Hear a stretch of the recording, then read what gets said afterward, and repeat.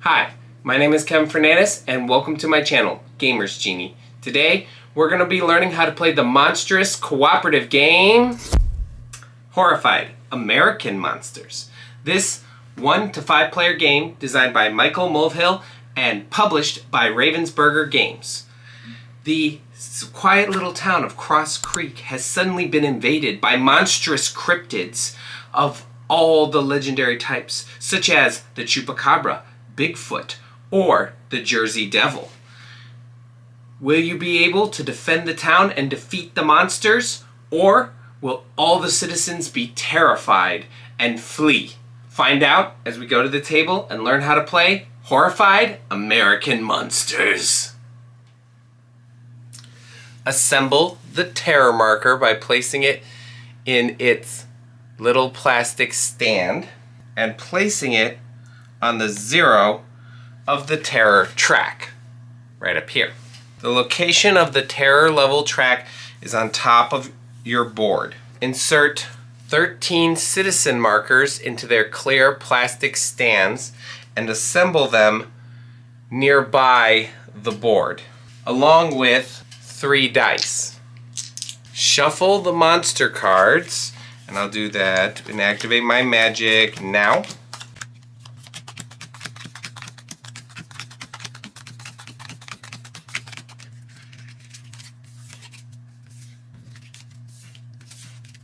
Like so, and place them face down next to the board. Choose which monster will be active during the game.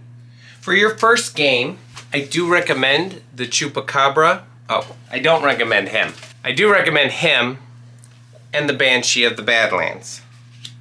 We'll place these here. Find the monster that corresponds with each of the monster cards you just placed. So the Banshee, and he goes in the cemetery, and Chupacabra goes in the farm. Place the monster mats in a row next to the game board, as I have done, arranged from lowest to highest. So, as you can see, the frenzy level for the Banshee is a lot lower than the Chupacabra. Frenzy order can be found in the bottom left of each mat. Now for each monster, they have a different setup, which you can find at the back of each monster mat. But to finish this up, we each take a violin and we place it on the treble clef.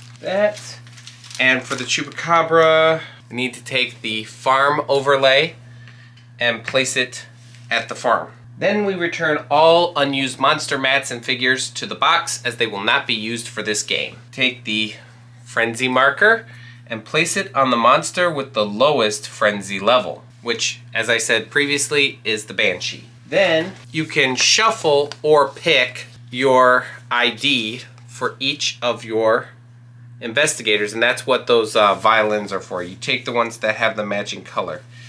So these will change as Jordan and I play the game, but I'll make Jordan the jock, and I will be the mountain man. Take him and place him at the ranger station, and the jock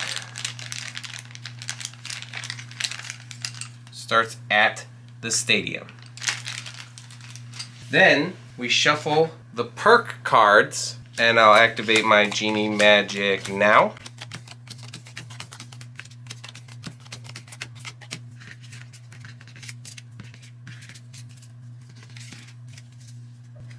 Like so.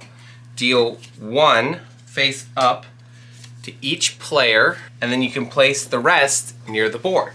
Place 60 item tokens in this wonderfully decorative bag, and then you draw 12 of them and place them each in specific locations.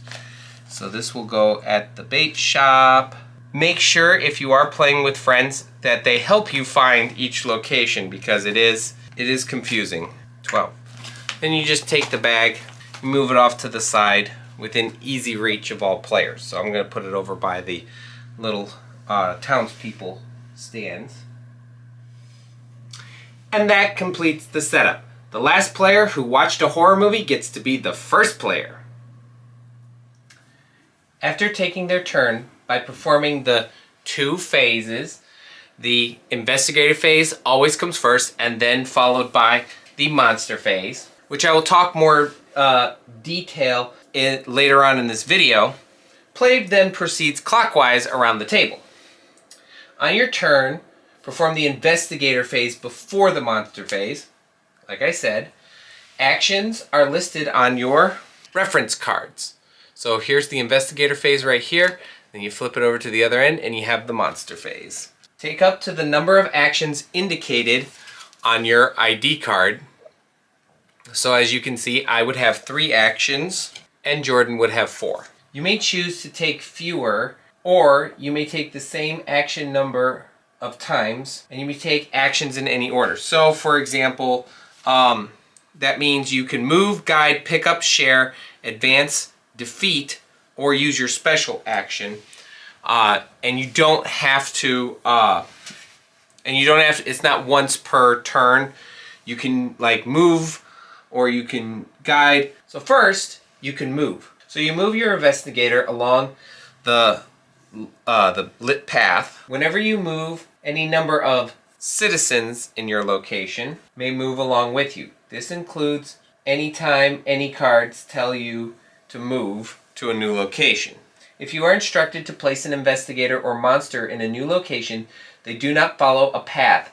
You pick them up and you place them in the new location immediately. Remember, ask permission before moving a player standee. You cannot place or move an investigator that is not on the board. Monsters do not affect movement. You may move into or out of a monster's space anytime you want. However, this may make you a little more vulnerable to a monster attack. Then we have guide. We can move 1 citizen from your investor's location to an adjacent location. Monsters have no effect on this movement either. Some of your IDs will have special powers. The only one that actually doesn't have a special power is the journalist right here. He doesn't have a special power, but he makes up for it by being 5 actions. Special actions can be performed multiple times per turn. And each time you use your special action, it counts as one of your normal actions. You can also pick up items by taking any number of items of any color from the location that your investigator is at. Place them in your own personal storage. Now, what I like to do, and you guys can't see this, but I like to separate them by color, just in case a monster specifically calls for a certain color. An investigator that shares a space with another investigator may share an item in their storage with that investigator. Sharing does not require a one-to-one trade. It does not need to involve your investigator, as long as all investigators giving or taking items this turn are at your investigator's location. So if we were playing like a 5-player game and we had 5 people all at the stadium, then not all 5 of us have to participate. And you don't have to like completely trade. So as you saw, I gave Jordan the fishing pole, and Jordan didn't give me anything, but Jordan would need that may need that down the road. At specific locations, like the farm, use one of your items to advance the monster's challenge. Each monster mat has instructions on how to advance it. So for the Chupacabra, it says that at the farm, you place a goat on one of the empty spaces and continue until all 6 are filled. So I'm there. This will count as an action for each one. So for one action, I will place my goat, and for another action, I will place another goat. Each monster mat has instructions on how to defeat it. For example, the Chupacabra can be defeated once the 6th goat has been placed on its monster mat, and then you can use yellow tokens with a strength of 6 or higher. During the monster phase, citizens may appear in town. Here's one for example, we got Nora. You will be directed to place a citizen at a specific location. So in this case, she needs to go to the diner. and there is no limit to the number of citizens that can be on the board at any time. Each citizen is trying to reach a specific safe location. It's located on the bottom of their stand, so she's trying to get to the farm. Once the citizen reaches their safe location, you then remove them from the board, and you get to draw a perk card from the deck. Once a citizen is either defeated by a monster or reaches their safe location, place the standee back in the row, or in the box. Each player starts the game with a perk card. Players can earn additional perk cards by getting citizens to their safe locations. You keep all your perk cards face up in front of you. It's a good idea to discuss your perk cards and when to play them with other players. Perk cards may be played at any player's turn, but only during the hero phase, not during the monster phase. When you play a perk card, you do what the card says. So this card allows me to move an investigator up to 4 spaces. I can discard it, and I can go 1, 2, 3, 4. Playing a perk card does not take an action. Items are very important for advancing the challenges that the monsters have you facing in order for you to defeat them, and for defending yourself against monsters. Each item has a color indicating the item's type and a strength rating indicating the number on the item. Each item also names the location indicating where the item will be placed on the game board when it is drawn from the item bag. Do not return items to the item bag unless you are specifically instructed to do so. An item's color, strength, and location may be important. Refer to each monster mat to decide what type of item you may need. The current player now draws a card from the top of the monster deck and resolves it in 3 parts, from top to bottom. So first of all, you have your items. So according to this, we take 2 items from the item bag and we place them at the locations that each one is supposed to go at. Next, we check to see if the ability will be covered by any monsters that are out on the board. Currently, the ability is only activated if Mothman is in the game. We are not currently using Mothman in the game, but if we did, we'd place an eye of the Mothman token at one of our locations. After that, we have to see who's moving. So according to this, there are 3 monsters that may move, and if they catch up to one of the investigators, they roll 3 dice. So first one is Bigfoot. We're not playing with him, so unfortunately he does nothing. But the Banshee of the Badlands gets to move 1 space. And the Ozark Howler is the last one. We are not playing with him, so we just kind of ignore that. If a monster did catch up to us, then we would have a potential monster strike. Monster strike instructions can be found using symbols at the bottom of each monster card. Monsters move and attack according to the monster icon shown, which are always resolved in order from left to right. You must move and attack with the first monster before proceeding to the next. If a monster icon refers to any monster not in your game, ignore the symbol. If the frenzy symbol is shown, which would just be a ball of fire, the monster with the frenzy marker moves and attacks. This may result in the same monster moving and attacking twice in 1 turn. So just do the following in this order for each monster in the order that they appear on. You move the monster a number of locations towards the closest investigator. That would be, since we moved the Banshee, most likely that would be me. Actually, it's kind of tied. Yeah, it's tied. It goes to the closest investigator or citizen as indicated on the monster card. If a monster moves to a location that contains a character, it stops moving. If a monster starts on a location with a character, that monster will not move during that turn. Instead, it will attack 1 character on the monster's location by rolling the number of dice, and even if it catches up to it, it'll still do this. So, if Mothman ended up, it'd be rolling 3 dice. If there's no character there, like there isn't, it does not attack. If multiple characters are on the monster's location, the monster will always choose to attack an investigator rather than a citizen.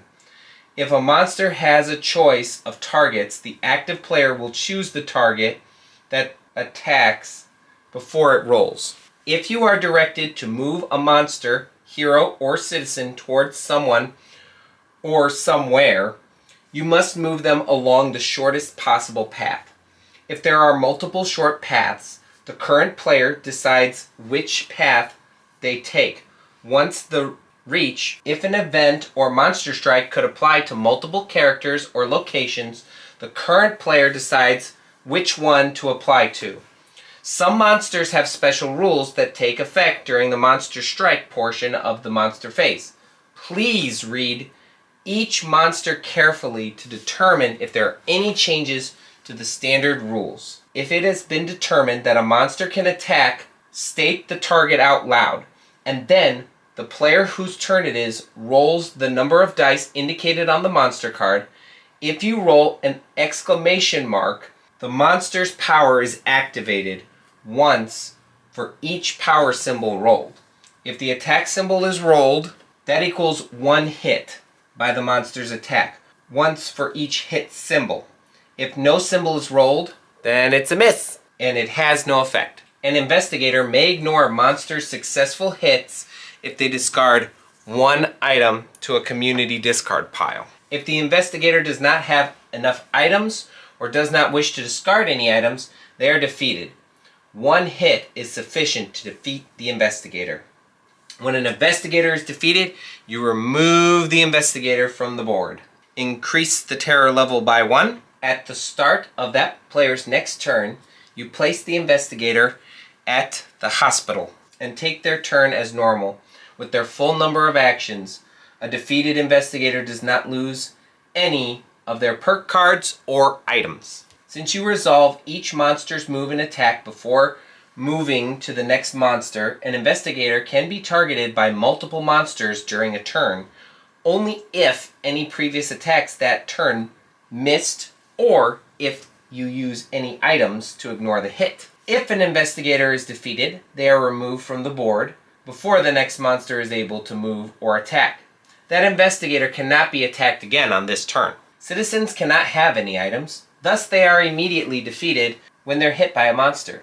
When a citizen is defeated, you remove them from the board, increase the terror level by 1, and to make things worse, you cannot discard any items in order to save citizens. The game can end in one of 3 ways.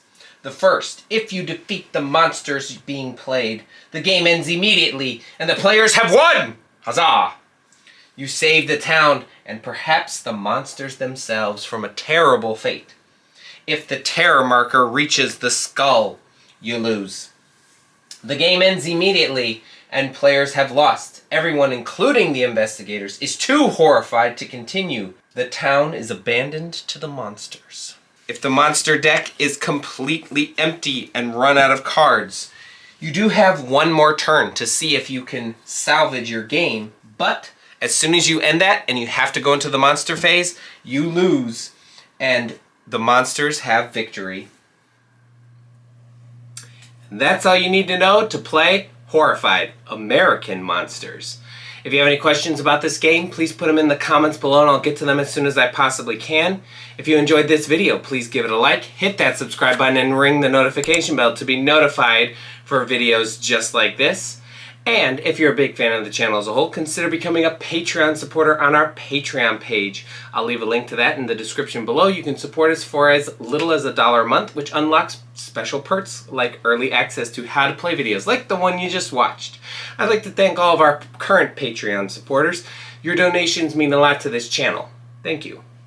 Be on the lookout for upcoming gameplay video on American Monsters, but until then, thanks for the views.